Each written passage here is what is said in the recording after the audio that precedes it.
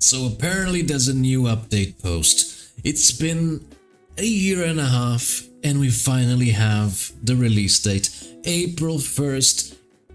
I am not sure if I believe this because, I mean, I would believe that they are doing an April Fool's joke before April Fool's. That's what I think. It's been a long time and they are messing with us. But at the same time, notice here it says open beta.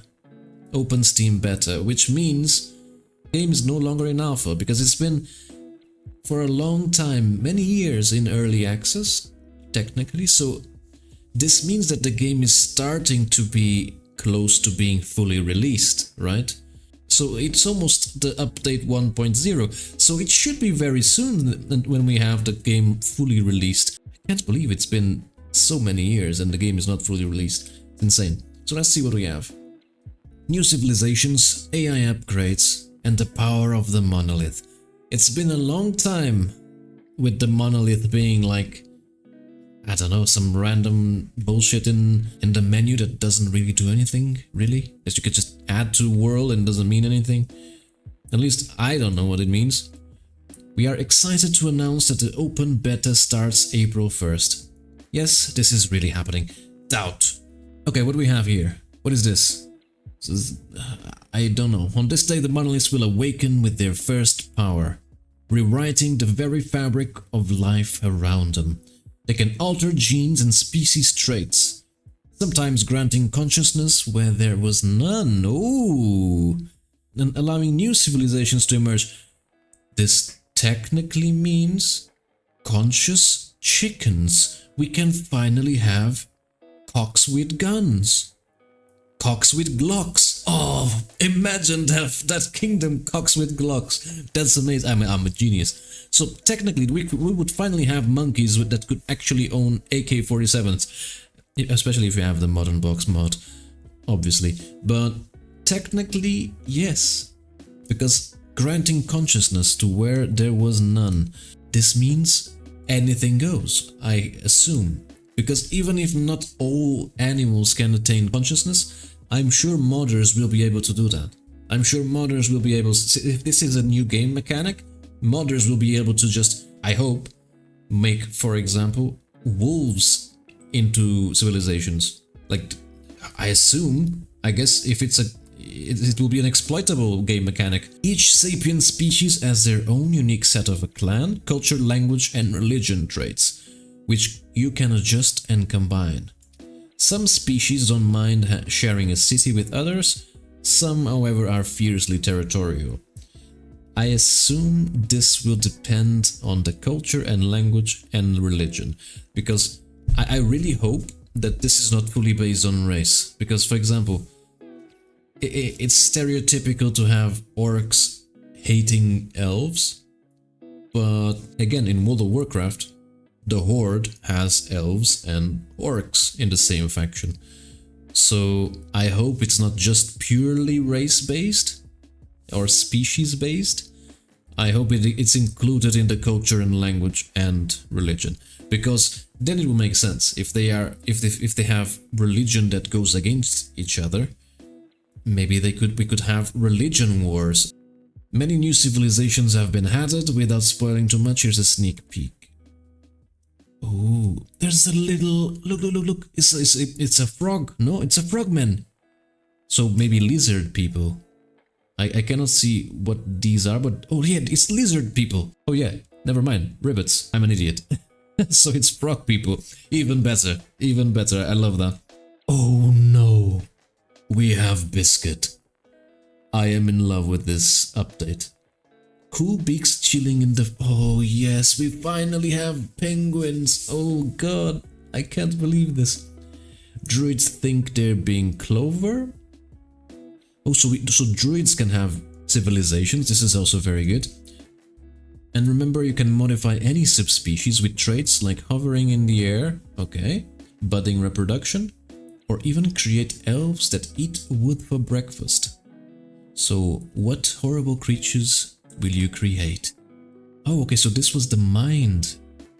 Wait, this is a bee. Does this mean this bee can technically have a civilization? Yes, that there is a little house thing here.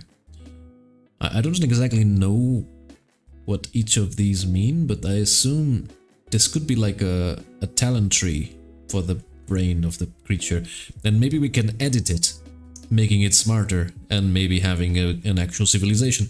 Because, for example, sure, bees and ants are insignificantly tiny, but they do have civilizations technically. They just don't have the size that would impact our civilization. But if you look closely to bees and ants, they are pretty much a full-blown civilization. They are even in a world war.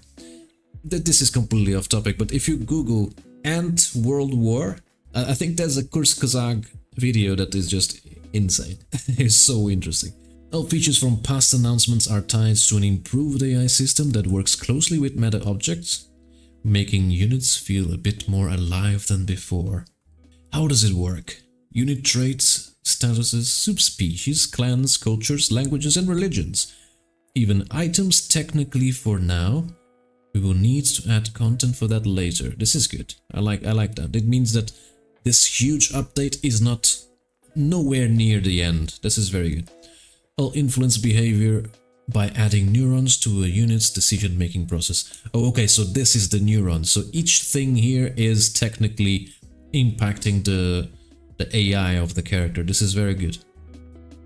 This brain screen lets you observe the minds of your creatures and also lets you be a horrible person to silence specific neurons. Okay. Like preventing a king from eating so he slowly starves. Oh, okay, I understood. So I suppose since this... Okay, so I was probably wrong. Because this bee doesn't have a lot of neurons, as you can see. While this frog person has quite a few, and it even has the reading trait. I don't think that... Yeah, this one doesn't have. There's the sleeping one, there's the water one. Okay, there's nothing extremely interesting here on the bee one. Okay. The new brain AI also integrates with the happiness system. Kind of disappoints me if they cannot evolve. That would be interesting, but maybe with the Monolith they can. The new brain AI also integrates with the happiness system. Units now react to what happens to them. If things don't go their way, they might get sad or angry or even throw tantrums. And when their family dies, well, they might just break down in tears. That's sad. Lost a lover. That's very sad. Ah, poor boy. Look at the sad meter. World ages can now be arranged like seasons, letting you control the flow of time and chaos in your worlds. Oh, I like this. So this technically means that, for example, we could have modern age, the ancient age, the medieval age. It could work with some mods, I think. I can already imagine. Items got an upgrade, you can favorite them and track who's holding onto them. This is also cool. Loot range, you can now shower your creatures with more of your beloved sticks. You get a sword, everyone gets a sword. Okay, this is good. So it's similar to Power Box, I suppose. The art of naming. With so many new species, we added a lot of name generators. So we made a game out of it. Cultures now have a tab called Onomastics, which controls naming templates for units, clans, and cities. Okay, so I think we can change this to make it more personalized. Interesting. It might look a little bit scary at first, but don't worry, it should all make sense as you play around with it during a beta. Paradox biome. Oh, look at this. This is interesting. It's kind of like Salvador Dali, right? The painting with the clocks. Yeah, looks great. The orcs look so confused. There's still more to show, including one big, double fun feature that will be revealed when the Monolith awakens. For the mobile version update. I don't use the mobile version, but I will show anyway. I think some of you use it. We'll also be testing the mobile version in a closed beta alongside the PC open beta. Due to platform restrictions, we can't offer an open beta for mobile. And we need to thoroughly test everything before the official release date. That's really bad news for mobile users. Stay tuned for more information on the mobile version in April. We appreciate your... So this means the mobile version will not receive the release date on April. That's sad. But yeah, I suppose it made sense. It makes sense. But at least we finally have a release date. I'm so happy about this. Let me know in the comments what you think. This looks interesting. Some things I wasn't expecting, for sure. I can't believe they are still pumping out new things, new features, so close to the update release. And apparently this is not over. This is just one part of the big update, which is what I wanted.